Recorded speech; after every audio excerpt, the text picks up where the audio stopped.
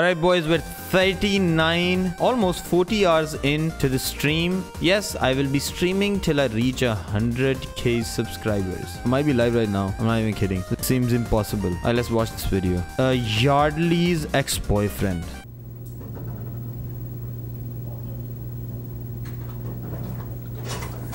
Alright. Did you say you did want water, didn't you? It's okay. Yeah, grab me some water real quick. I need to get some stuff over here. That's my card. I know I introduced myself to you at your house, but my name is Lisa Reeves, okay? And I am a detective here at the Charlottesville Police Department. Okay. So before I want to talk to you, I want to make sure you do understand your rights, okay? And that way I can explain to you what's going on and all that good stuff. Do you understand? You understand that? Okay. Today's date is May the 3rd, 2010. The current time is...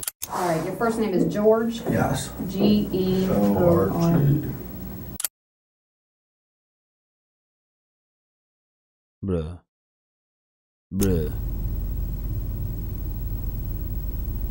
What? They're just having a staring contest? I didn't.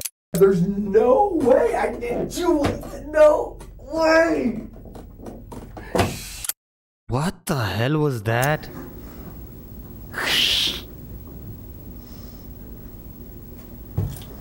Okay, this is Why good. Why did you guys come in and say you were searching for an assault?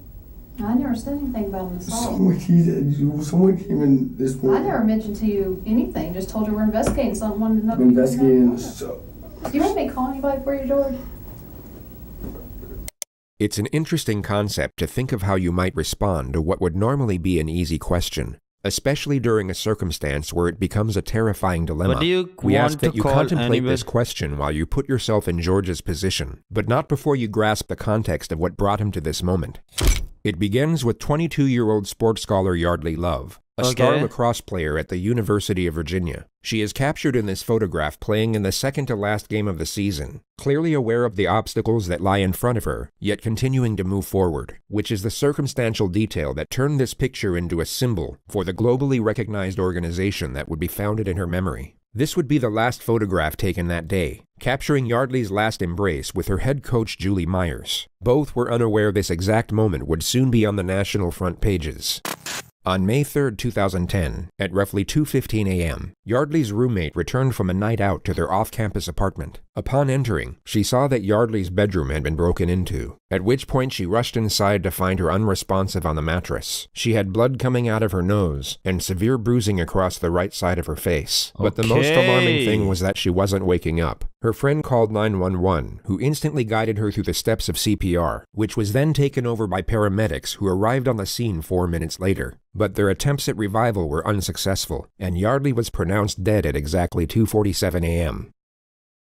At 2:53 that same morning, criminal investigator Lisa Reeves woke up to a phone call from the sheriff's office. By 2:59, she had arrived at Yeardley's apartment leading the investigation, and by 3:50, confirmed that she had her first person of interest, which was 22-year-old George Yeardley V, Yeardley's ex-boyfriend, and the next several hours were spent gathering information before she knocked at his front door. She found out that George was a fifth-generation heir to a very wealthy American family, whose roots lay in lumber dating back to the 1900s. He was educated at Landon Prep, a prestigious all-boys private school in Bethesda, Maryland, with annual tuition fees of up to $50,000. George was the star player of the lacrosse team and became an All-American athlete. This led to a full scholarship at the University of Virginia, where he remained a key player in the starting lineup, and where he would also meet, then spark a romance with fellow lacrosse player Yeardley Love. They dated for almost 2 years. Yeardley and Love's relationship was an on-again, off-again one, where they cheated on each other throughout, and that tempers flared both ways. What was going on with these two young people? What may have led someone to do what happened? These are just a completely unbelievable set of facts. Everybody watched the relationship. People were really troubled by it. They were scared for her. Nobody knew what to do.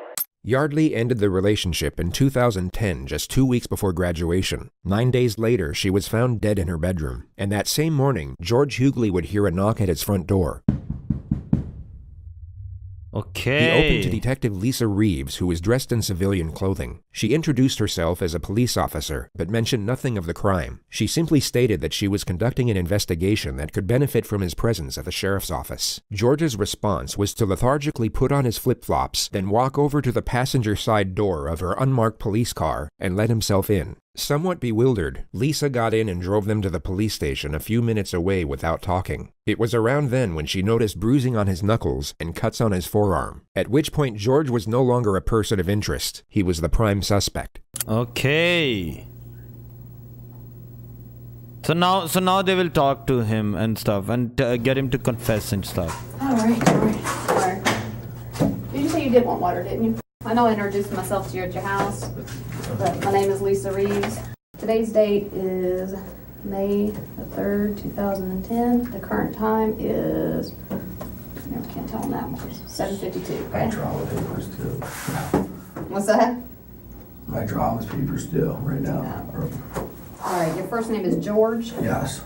Right away, you'll come to notice that George is oblivious to the gravity of his situation, and it would be very safe to assume that he at this moment is unaware that Yeardley has died. He seems to believe that he's in as much trouble as he would be sitting in a principal's office, perhaps for getting in a fight at class or on the lacrosse field, and the sooner he provides a sanitized version of the truth, the sooner he'll get to go home. This, of course, ties in perfectly with the interrogator's opening strategy, which we've labeled warmth for the sake of this video. She will downplay the severity of his situation to a considerable degree, while maintaining a friendly temperament with a sympathetic undertone. She needs the suspect to feel safe and secure for the time being, as the less cautious he is, the more information he's likely to give away. Then as soon as he locks himself into one particular storyline, the pressure can commence, which often leads to a suspect being laden with panic and contradictions. Before we ask you any questions, you must understand your rights. You have the right to remain silent. Anything you say can be used against you in court. You have the right to talk to a lawyer before questioning and have one present during questioning. If you cannot afford a lawyer, one will be provided for you. And if you're willing to talk to us now, you have the right to stop talking anytime. George has two options here. Option 1 is to remain silent, then allow his father to get him the most expensive attorneys in the country. He would then have years to examine the evidence, evaluate the many options available, and then construct the most self-preserving storyline with world-renowned experts in criminal defense before they present it to a jury. Unfortunately for George, he takes option 2. But before he does, rewatch the flawlessly reassuring manner in which he's given the final piece of the Miranda warning. And if you're willing to talk to us now, you have the right to stop talking anytime. Got it? Yep. Awesome. Just need your signature there that you understand your rights and are willing to talk to us. And the time now is 7:53.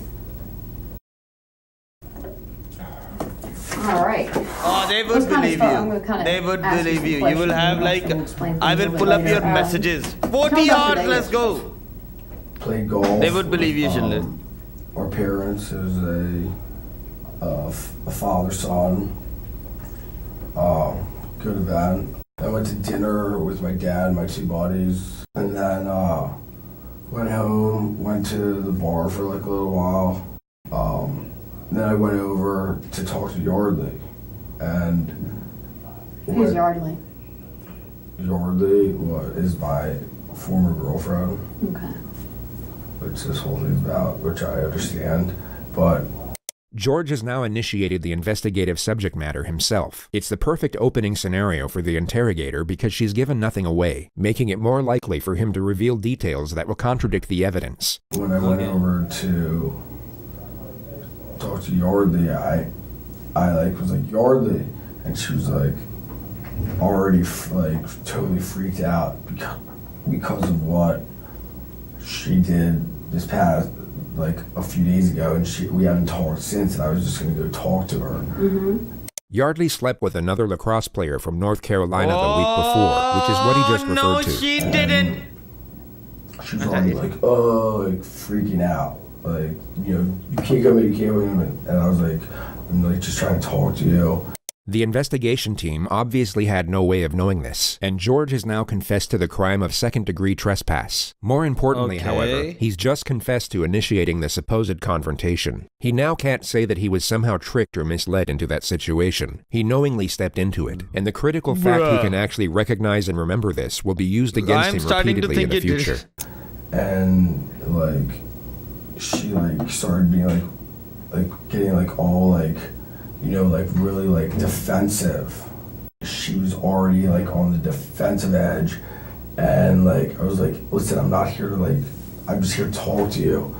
And she like got all like sat up, like her bed's against the wall, like if it was in this corner, she was like up against the wall, and I was like we were sitting there talking, and like she started being like you know, like getting like all like aggressive after this. And so I was like, all right, like chill out, like, and shook her a little bit. So just to recount what George said over the last 47 seconds, Yeardley was defensive. While being in a defensive state, she backed up against the wall. She then became aggressive. George's response to this supposed aggression was to initiate physical contact.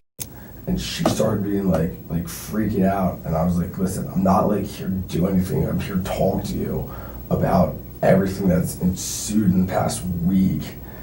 And she was like, and like started like being like, no, like hitting her head, like stop, like she was in the corner, I was sitting on the bed, I was like, stop, like, I was like, Yeardley, like, what the hell, like, we were just gonna talk. So let's go back half a minute and dissect what actually just happened there. And so he shook her up, and shook but her like, a little bit. He will now say the words, and she started being like, then simultaneously mimic a body colliding with the wall. He will then stop himself mid-thought and subtly modify the detail. And she started being like freaking out, and I was like, listen. And she started being like freaking out. He goes from illustrating Yeardley hitting the wall to, as he states, freaking out. He seems to realize mid-sentence this isn't the best way to explain her injuries, so he changes the detail to buy himself time. Alright, now he's just looking into like freaking out, and I was like, listen, I'm not like here to do anything, I'm here to talk to you. He carefully shifts the topic from Yeardley to himself, and keeps it there for 8 seconds before attempting to re-explain what occurred in a more self-preserving manner. And she was like, and like started like being like, no, like hitting her head, like. No jury on the planet will believe that Yeardley was voluntarily slamming her head against the wall with enough force to cause fatal brain damage. All George has done here is give away the fact that he knows Yeardley has sustained some type of head injury, and now lied on record about how it was inflicted. I was like, Yeardley, like, what the hell, like, we were just gonna talk, and like, it was not at all like a good conversation, because that's like, she was already like freaking out with just even seeing me there. Okay, what happened next? What happened next, and she just kept hitting her head against the wall while she was sitting on the bed, and I was like, and I grabbed her and I like shook her, I was like, stop, like, we need to, like, and looked at her, I was like, we need to like talk about this. And like, I mean, I was holding her arms and stuff, but like, I never struck her, I never like hit her like in the face or anything. I was just like, we need to talk. And she was so like,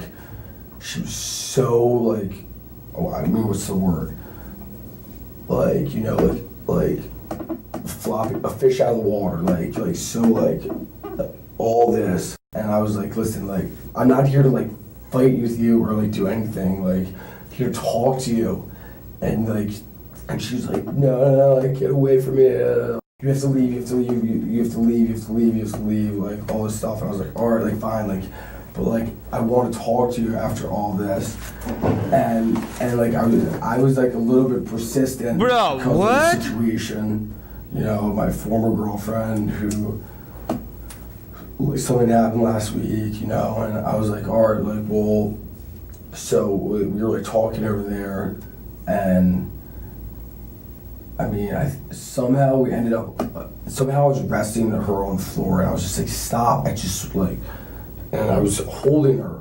I was holding her. I was a little bit persistent. I was wrestling her on the floor. All further evidence that designates George as the aggressor. He's completely shut down his ability to argue any sort of self-defense claim. And then the conversation, I could tell, was just like, it was not going anywhere, and nothing was happening, and then I left. She like went back to bed, and I left. What a terrible liar, man. Okay. Should have actually, you know. Phase 1 is now complete. If I were the him, suspect I would has not unknowingly have killed locked my himself into a storyline that will put him away for a very long time. The risk of him shutting down or requesting a lawyer is no longer a primary concern. So the interrogator will now increase the pressure. She will confront him on certain elements that she pretended to overlook before, and the ideal scenario is to cause just enough panic so that he backpedals on previous statements and contradicts himself. All right, so you go over there, knock on the door. Her front door was open. Her room door was closed. I knocked like Yeardley, like she heard me open the door and went in. All right, went in where? To her room. All right, straight to her bedroom? Straight to her bedroom, yeah. I mean, how'd you get through the door? Her door or the front door? Her door. Actually, it might have been locked. It was. Oh. Yeah. Actually, yeah. Just be honest with me. Yeah, no, yeah, it was locked, yeah. Because I think I put a hole. Yeah. You punched a hole through the door? Pretty sure, actually, now. Yeah, that I used to have that, yeah. What the fuck? Okay. Alright, bruh. Well, I guess, yeah, once I was in her room. Bruh. What? I forgot that I punched a hole through the door. I don't want to talk to you, like, all this stuff. And she was very, like, very on edge, like, I don't want to talk, like, I don't want to talk, like, Okay. I was like, listen, like, what you pulled last week was outrageous. Like, I just want to talk to you. Why'd you punch the door, though? A very unusual time to interrupt a suspect in such a contentious manner. He was giving away self-incriminating information that could be used to establish a motive. He was doing exactly what the lead investigator wanted. But Detective Ed has now stopped him in his tracks. Detective Ed, what a reckless bitch. maneuver at this point in the interrogation, which Detective Reeves is no doubt conveying at this moment through nonverbal communication. Now that you put she it now has to let the suspect respond as to not undermine their position. Because I want to talk to her. Detective Reeves will now bring his guard back down through a reassuring tone and gently guide his train of thought back to his grievances with the victim. She pulls this off in 3 questions. All right, well, continue on. That's fine. Continue on. So you're talking to her and she doesn't want to talk to you? Not really. I mean, we talked though. Like there was parts where we were talking, and then like. Do you know what you're talking about? I mean, about so many different things. Okay.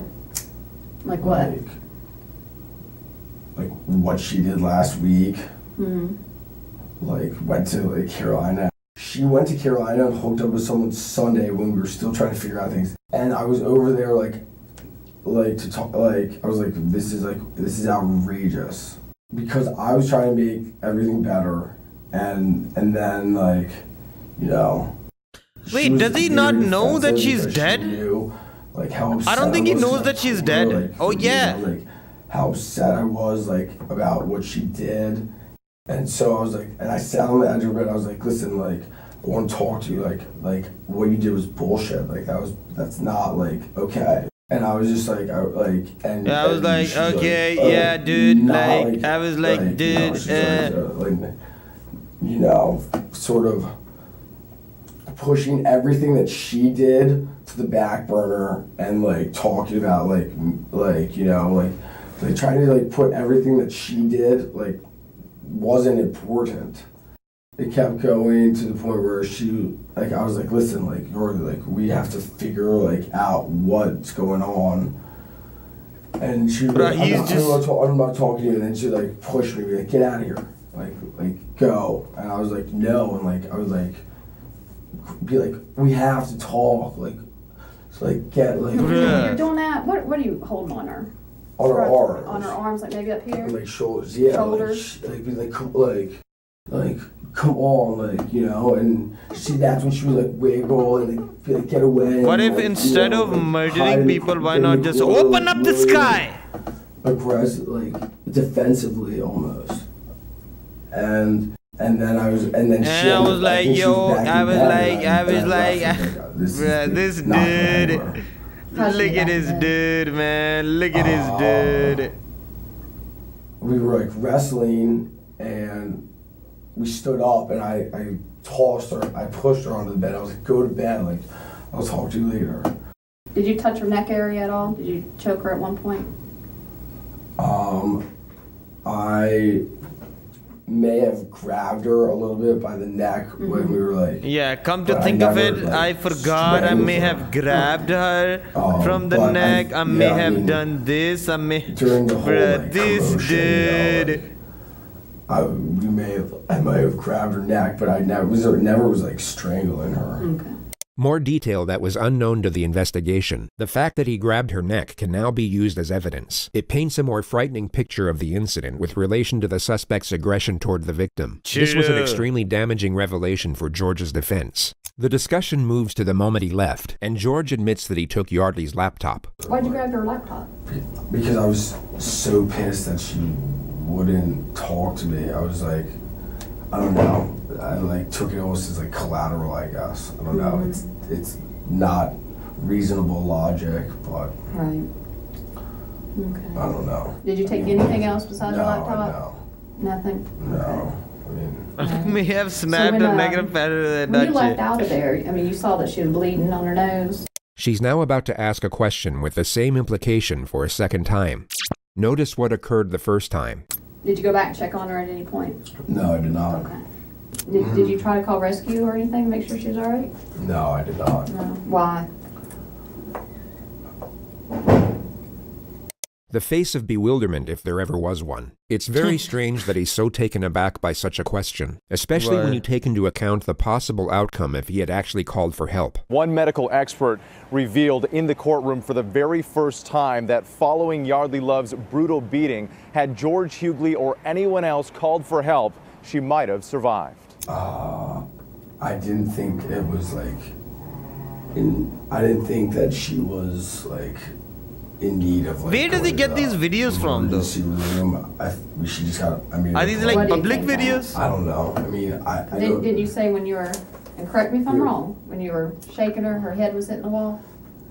Well, that was in the beginning. That was initially when I walked in. Like she was like up in the corner, like saying, get out of here, like like this. Mm-hmm. Like, at any time when you were shaking her, did her head bang the wall? Put yourself in George's position and imagine Yeardley had in fact self-inflicted her injuries. You would perhaps say something along the lines of, absolutely not.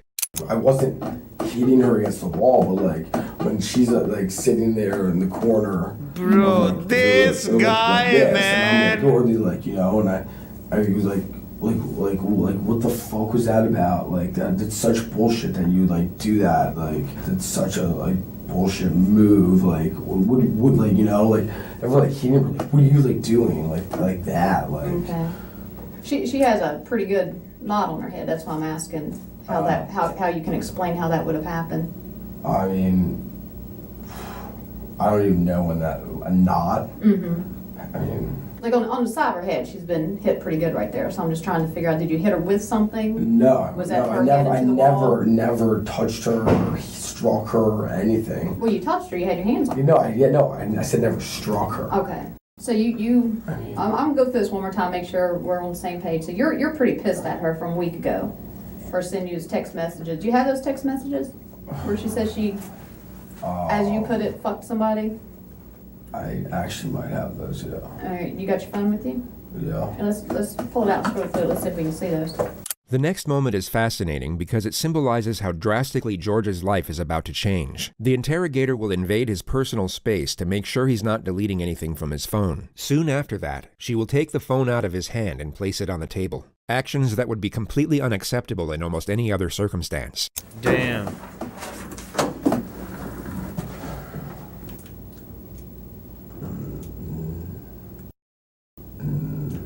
We didn't say they were like, I guess what you call like an ongoing conversation, an ongoing like instant message, and it's gone. Okay. I'll use that one. Then we'll leave that right here for now. All right. Let's talk about how you fucking I like her, man. She's a bounce, bro. To have put your fist through the door. No, it's actually my leg, I'm pretty sure. Your leg? Because that's why my leg's like this. Yeah, you're right. That was your leg. Yeah. How'd you get all the bruising on your hand then? This is all from lacrosse. This is all... That's pretty fresh right there, looks. This is all from my lacrosse game on Saturday. on Saturday. I wear my arm, you can see where my arm pads are. Mm-hmm. Right here, and my gloves right here, and that's even right there. I thought you wore those padded gloves. This is lacrosse. This is all the difference. This is all from lacrosse. Okay. And I got whacked here. I remember 100% got whacked during the game when I was trying to kill the clock. Mm-hmm. When you had her and you're shaking her, did she scratch you anywhere? No. No? No. She's a little girl. She's tiny. Yeah, she did not. No, she didn't. She didn't scratch try to hit you or anything like that? No. Okay. So you kick in the door. Yeah, that's how I entered. Yeah. Okay. And then I stuck my hand through and unlocked it, and went in there, and everything else I told you. The detectives leave the room for roughly 3 minutes. To be like when they return, it appears Ed is given the chance to lead with a few of his own questions. I know we touched about what happened last night. Yes, we're still going strong, brother. Lead it up to me a little bit here. Why did you guys break up exactly? Why? Why? Yeah. Well, we are not from the same area. Right. And she wants to move to New York, and I'm not exactly sure what I'm doing yet, but I'd like to move to San Francisco. Why'd you take her computer? I don't know. I have no idea. There's maybe because there's evidence on the computer, emails that you sent? No, there's no. I mean, you can read all the emails and everything back and forth. Detective Ed now asks George if he held Yeardley down on the bed. He's trying to subtly set the grounds for an argument of smothering, which isn't a terrible idea, but would be disproven by the autopsy regardless. No. The title to what? On top of her, wrestling on the ground? We were wrestling on the ground for a little bit. Did y'all wrestle on the bed at all? No, I never never Which video are you talking about? No, I mean just kind of hold her down until she calmed down on the bed. No, if anything that would, if anything that would have been on the floor. When we were on the floor, when her nose started bleeding, we were wrestling around, and that's when her nose started bleeding. Was it pretty noisy when y'all were wrestling around? No, I mean. Was she screaming? No, she was not screaming, actually. I mean, if I'm cracking my head in the wall, I'm going to be saying, "Ow!" Yeah. No, I mean, she was not screaming. Yeah. She should have been, probably. I mean, maybe. Yeah. She should have been, probably. I mean, maybe. I don't know. Why do you think she should have? I don't know.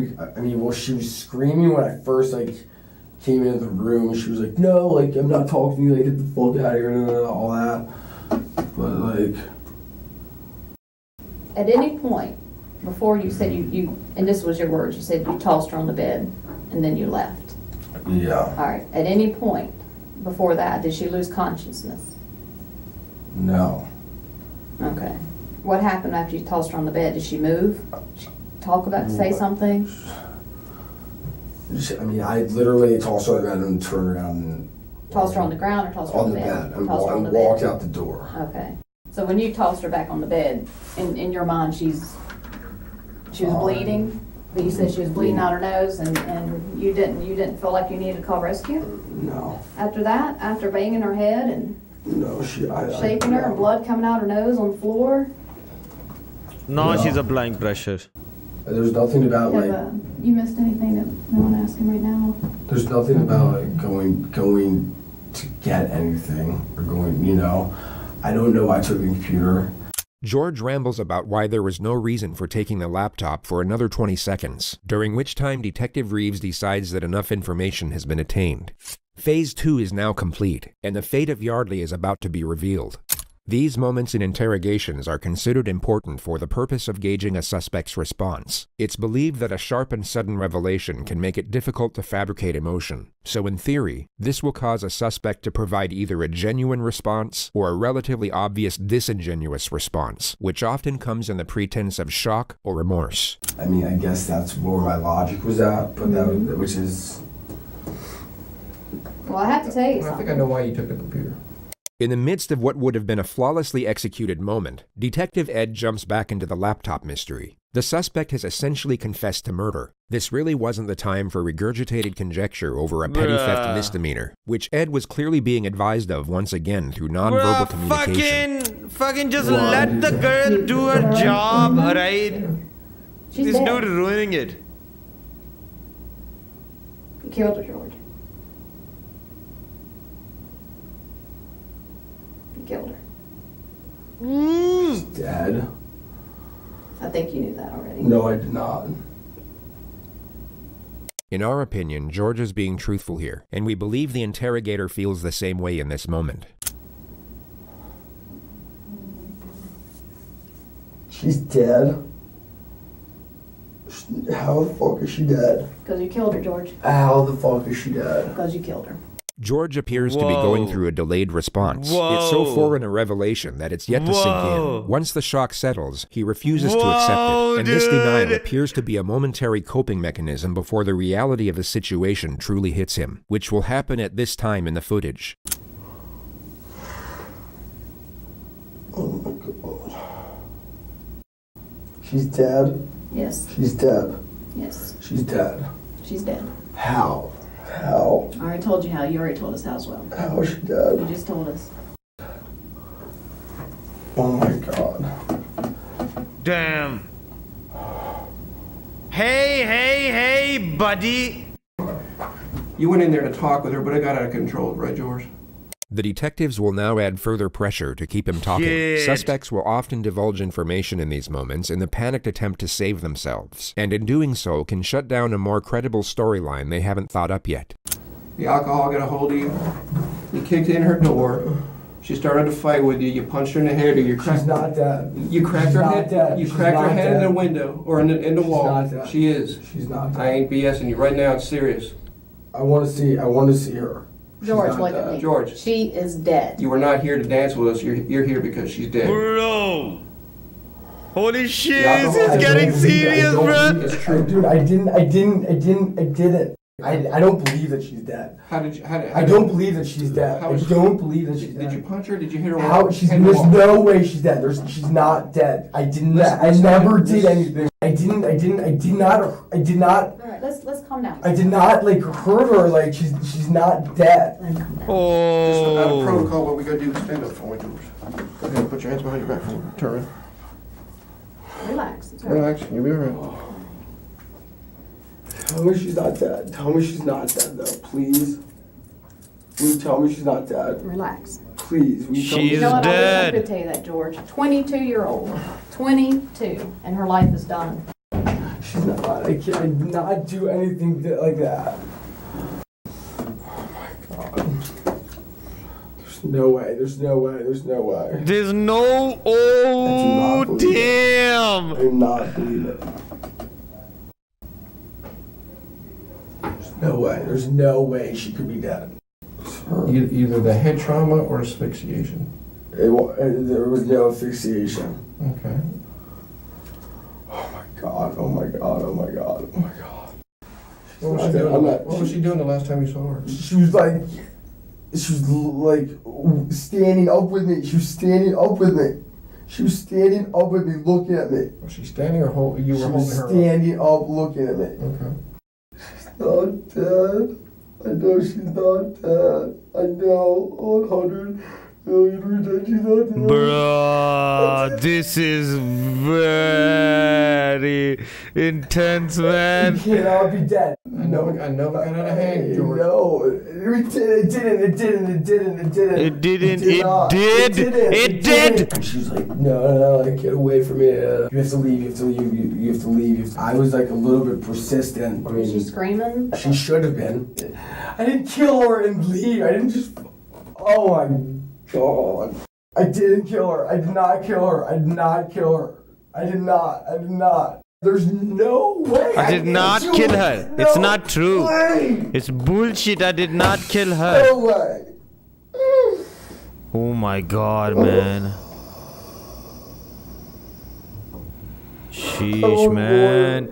Man, controlling your emotions is very important, man. I don't believe this.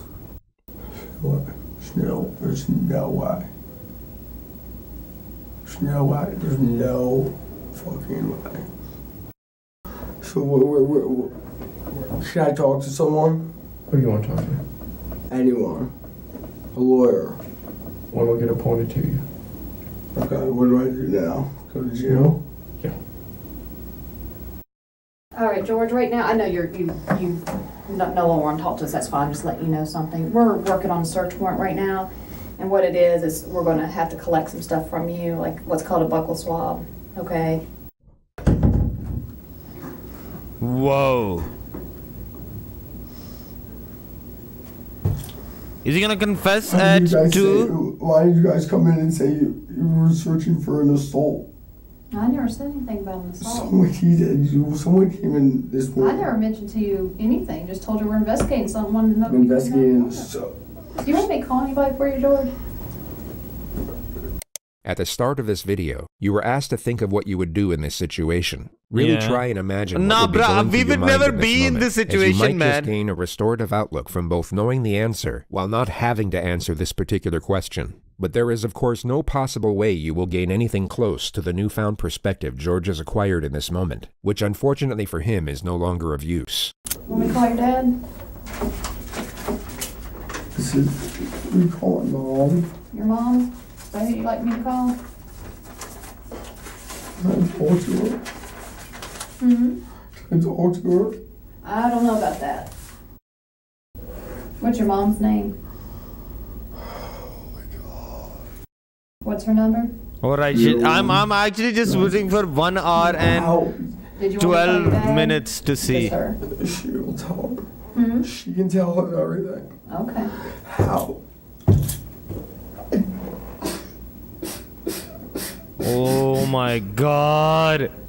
I'm just waiting for the timer to hit 1 hour and 12 minutes. There's no way she's gonna be dead.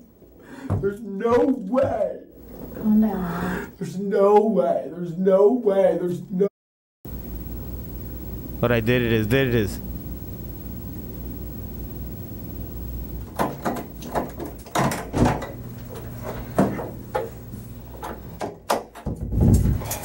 George, go ahead, put your foot down. Oh my god. Yep. These next few moments are a turning point. The leg irons seem to initiate a shift in his constitution, and his denial will completely cease from this point forward. He will continue to ask why and how, but he will no longer reject the severity of what is happening. Oh my god.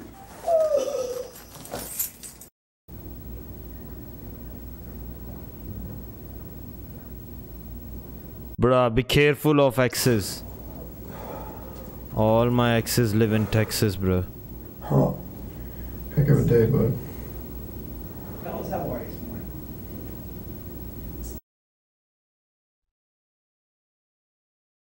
Wait, nah. I ain't here the rest of my life. I'm sorry? So I ain't here the rest of my life. In this room? No, in jail. I don't know. I'm a bad guy, man. Never said you were, bud. Never said you were, bud.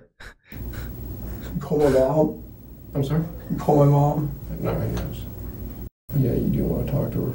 Now's when you need your family the most, bud. You know? Dude. True that, bruh. Sheesh. What a day. The cop, I mean, yeah.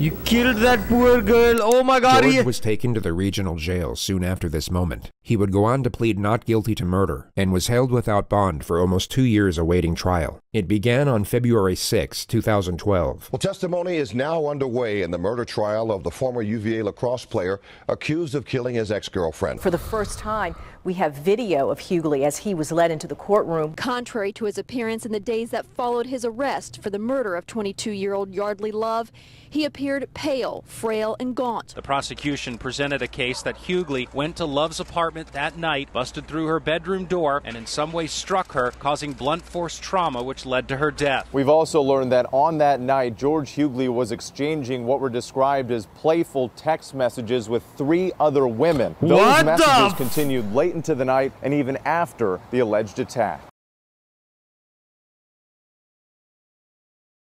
Bruh. Bruh. Okay. Throughout this trial, Yeardley has sat expressionless, almost stoic at the defense table. All of that changed today. As this police interview was airing, Yeardley began crying, was often pinching the bridge of his nose with his hands and looking down. He seems like a nice guy. Sound Fuck, of his own man. hysterical voice. I did not kill her. I did not kill her. I did not.